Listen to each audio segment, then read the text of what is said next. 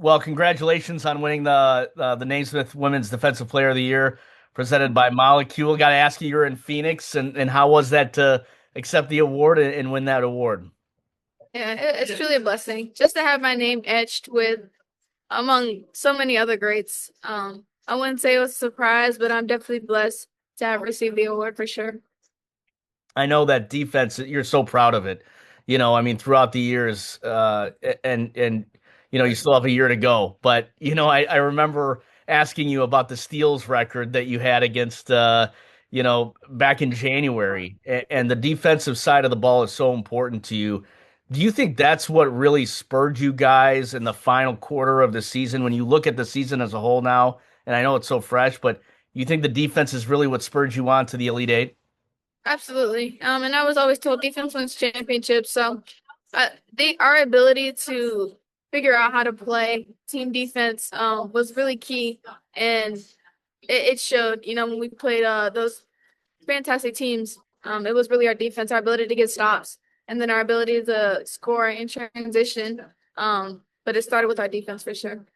I know you'd rather be in Phoenix playing this next weekend, but what was it like to make that run? I mean, other than the locker room, right? I mean, I think people expected you guys to Sweet 16. That would have been a great season, but to continue that and go on the run that you made, you know, what do you attribute that to? And you know, uh, how close do you think you guys are to solidifying that run next season, and how important do you think that was? Yeah, I think it was so crazy because nobody believed we would even get past the second round. So to have made it all the way to the Elite Eight when nobody believed in us, it's a true testament that, when God writes something, that nobody can take it away. Whatever God says goes. And so just our ability to play together as a team, trust in each other, and then take it as far as we did.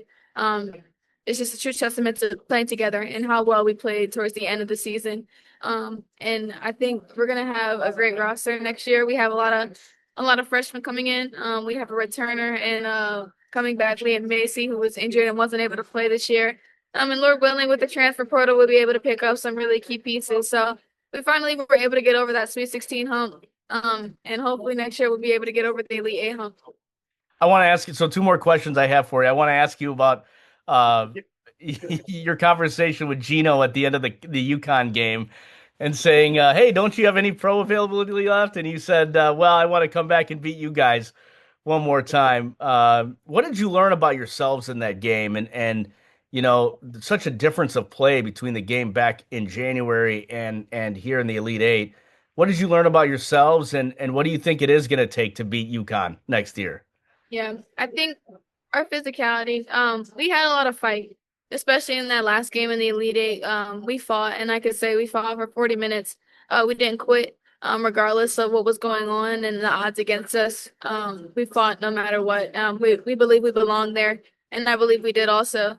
And so it didn't matter, what everybody was saying. We was gonna go out there and put up a good fight all the way until the last buzzer.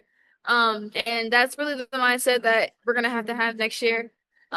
Is fight from the beginning of the season. So hopefully we're not going through what we did this year with the ups and the downs. We're gonna have to have a lot of fight next year in order to get over the hump. Final question for me. I mean, it was such a memorable season for you guys.